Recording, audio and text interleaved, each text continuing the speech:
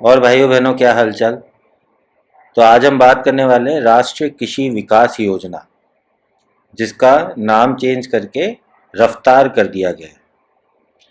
और ये योजना प्रधानमंत्री जी ने आपने किसान या एग्रीकल्चर सेक्टर के लिए लॉन्च की थी। ये स्कीम 2007 में इनिशिएट हो गई थी, एक अम्ब्रेला स्कीम की तरह से, जिसके अंदर ये था कि जो आपके एग्रीकल्चर यानी खेती बाड़ी के सेक्टर है और उनसे जुड़े हुए सेक्टर हैं, उनके डेवलपमेंट के लिए ये 11वें और 12वें प्लान के थ्रू इम्प्लीमेंट की गई है। और इसमें ये है कि ये स्टेट को एनकरेज करता है कि एग्रीकल्चर और एलाइड सेक्टर के अंदर उन्हें इन्वेस्टमेंट करना है। इन्वेस्टमेंट का मतलब कि भाई आप इस सेक्टर को खाली इस तरह मत रखिए कि सिर्फ किसान इसके अंदर कमा रहा है और जी रहा है। आप इस सेक्टर को रखिए कि इसके अंदर इकोनॉमिक फ़ायदा हो। इसी वजह से कैबिनेट ने 1 नवंबर 2017 को जो ऑलरेडी चल रही थी स्कीम, जिसका नाम था राष्ट्रीय कृषि विकास योजना, उसे बदलकर राष्ट्रीय कृषि विकास योजना remunerative approaches for agriculture and allied sector rejuvenation बना दिया है, जिसे RKVY रफ्तार के नाम से जाना जाता है। इसे 3 साल के लिए एक्सटेंड किया गया 2017-18 से लेकर 2019-20 तक का। और इसके अंदर एलोकेशन कितनी की गई? 15,722 करोड़।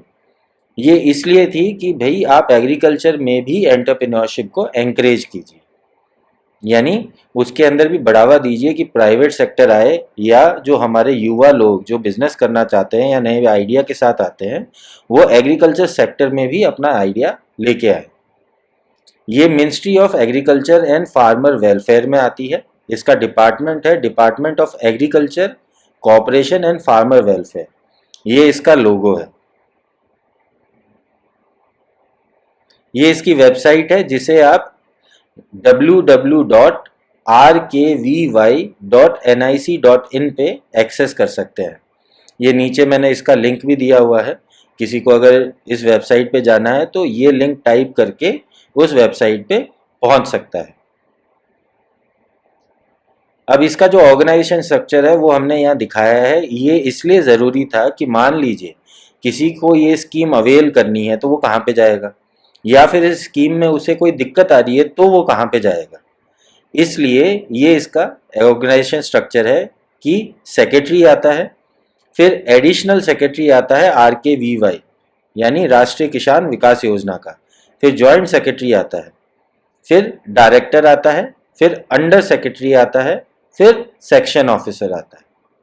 ठीक है, तो ये आपके लिए है, जो भी इस स्कीम का फ़ायदा उठाना चाहते हैं तो उनको किस लेवल पे और कहाँ पे अप्रोच करना है अगर उनको कोई दिक्कत आती है तो ये नीचे से चालू होता है। Section officer, under secretary, director, joint secretary, फिर एडिशनल सेक्रेटरी, फिर सेक्रेटरी। ये किस किस स्कीम को क्लब करके बनाई गई है, क्योंकि ये मैंने शुरू में भी बताया कि ये एक अम्ब्रेला स्कीम है। तो इसके अंदर जो स्कीम क्लब हुई हैं वो है green revolution to eastern India, BGREI। फिर है integrated development of 60,000 pulses villages in rain fed areas, promotion of oil palm, initiative on vegetable clusters, nutri cereals, national mission for protein supplements. ठीक है, ये सारी हो गई।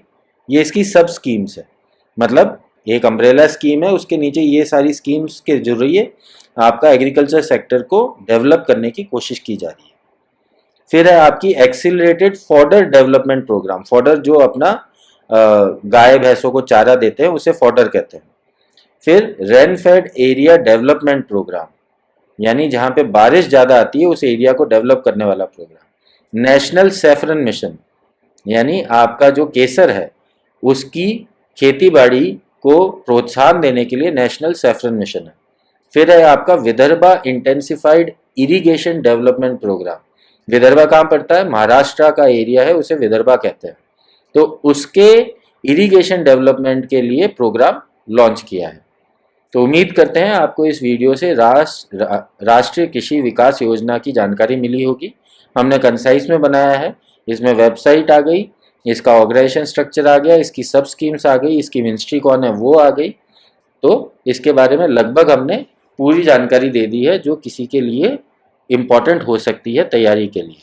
और डिटेल में जानना है तो आप इनकी वेबसाइट पे जाके देख सकते हो, उसका भी लिंक हमने दे दिया। धन्यवाद, मिलते हैं अगले वीडियो।